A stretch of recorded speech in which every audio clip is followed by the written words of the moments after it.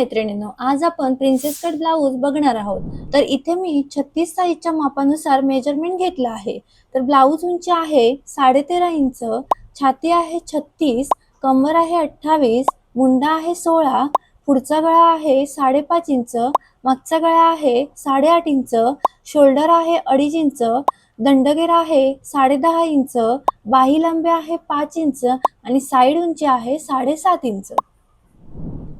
इथे मी लेफ्ट साईडला paper fold करून घेतला आहे आणि फोल्ड बाजूला 5 इंचाची मार्जिन सोडली आहे आणि इथून आपल्याला मेजरमेंटला सुरुवात करायची आहे. तर इथे बघा ए ओ बंद भाग ब्लाऊज उंची अधिक 1.5 इंच. तर इथे ब्लाऊज उंची आहे 13.5, त्यामध्ये मी 1.5 इंच ऍड केलं तर टोटल पूर्ण उंची मिळते आपल्याला 15 इंच. तर ए आणि ओ चं माप मिळालं आपल्याला 15 इंच. ठीक आहे, आता घ्यायचं आहे छातीचं माप. ए ते डी छातीचा चौथा भाग अधिक 2 इंच. तर इथे बघा छाती आहे 36, 36चा चौथा भाग येतो 9 इंच, त्यामध्ये मी 2 इंच ऍड केलं तर टोटल पूर्ण छातीचं माप मिळालं 11 इंच. आता बघा ए आणि डी आहे ना तेवढंच माप आपल्याला ओ आणि यू च्या इथे घ्यायचंय. ठीक आहे, आणि हे ए आणि ओ चं माप जेवढं आहे ना तेवढंच माप आपल्याला डी आणि यू च्या इथे घ्यायचंय आणि हा बॉक्स आपल्याला असा तयार करून घ्यायचा आहे. तर आता आहे पुढचं माप गळारुंदीचं. तर ए बी गळारुंदी याचा मी तुम्हाला चार्ट दिला आहे, तिथे तुम्ही बघू शकता. तर छातीच्या मापानुसार गळारुंदी येते 2.5 इंच. ठीक आहे, मग ए आणि बी चं माप घ्यायचंय आपल्याला 2.5 इंच. ठीक आहे, पुढचं माप आहे गळा उंचीचं. आता ए ई पुढची गळा उंची अधिक अर्धा इंच. आता पुढचा गळा आहे 5.5 इंच, त्यामध्ये अर्धा इंच ऍड करायचंय तर पूर्ण टोटल माप मिळतं आपल्याला 6 इंच. ठीक आहे, आता काय करायचंय बघा, इथे ए आणि बी 2.5 आहे ना तेवढंच आपल्याला ई आणि जी चं माप टाकायचंय आणि ए आणि ई चं जेवढं माप आहे ना तेवढंच माप आपल्याला बी आणि जी च्या इथे टाकायचंय आणि हा बॉक्स असा आपल्याला तयार करून घ्यायचा आहे.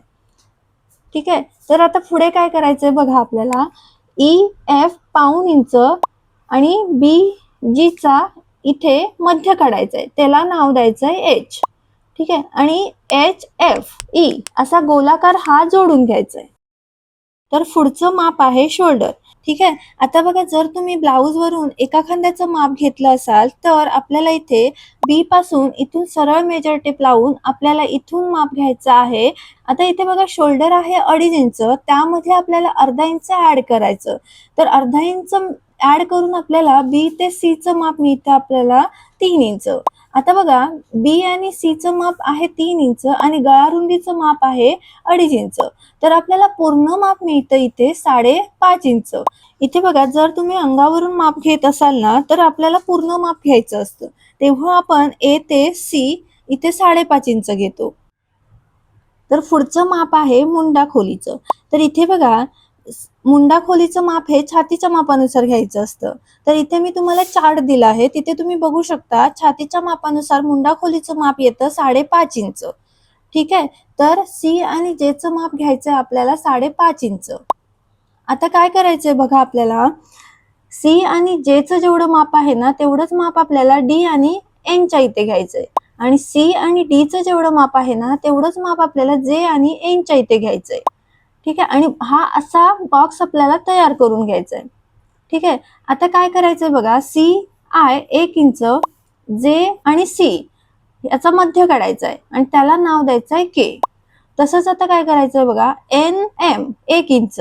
ठीक आहे, आणि हा जो जे आहे ना तिथून आपल्याला वरच्या साईडला 1 इंचच्या अंतरावर मार्क करायचा आहे. ठीक आहे, त्याला नाव द्यायचं आहे एल. ठीक आहे, आता काय करायचंय बघा, आय के एल एम हा गोलाकार असा जोडून घ्यायचा आहे. तर आता इथे आपल्याला घ्यायचा आहे आडवा टक्स पॉइंट ओ आणि आर. इथे आडवा टक्स पॉइंट घ्यायचा आहे आपल्याला 3.5 इंच. ठीक आहे, इथे आता बघा आर पासून सरळ टेप लावायची. तर इथे टक्स पॉइंट घ्यायचा आहे आपल्याला उभा 4 इंच. ठीक आहे, आणि इथे नाव द्यायचं आहे आपल्याला टी. आता बघा आर एस 1.5 इंच घ्यायचं आणि आर क्यू आपल्याला घ्यायचा आहे अर्धा इंच आणि हा असा जोडून घ्यायचा आहे. आणि इथे बघा ओ आणि पी आपल्याला घ्यायचा आहे अर्धा इंच आणि तसंच आपल्याला यू आणि व्ही घ्यायचं आहे आणि हे दोन्ही पॉइंट्स आपल्याला असे क्रॉस जोडून घ्यायचे. ठीक आहे. आता इथे बघा हा जो एस आहे ना तिथून आपल्याला हा टी पासून असं बाहेरच्या साईडने हे बघा इथून हा कर्व शेप असा देऊन घ्यायचा आहे. आता काय करायचंय बघा आपल्याला एन पासून आपल्याला इथे बाहेरच्या साईडने 1 इंच एक्स्ट्रा घ्यायचंय.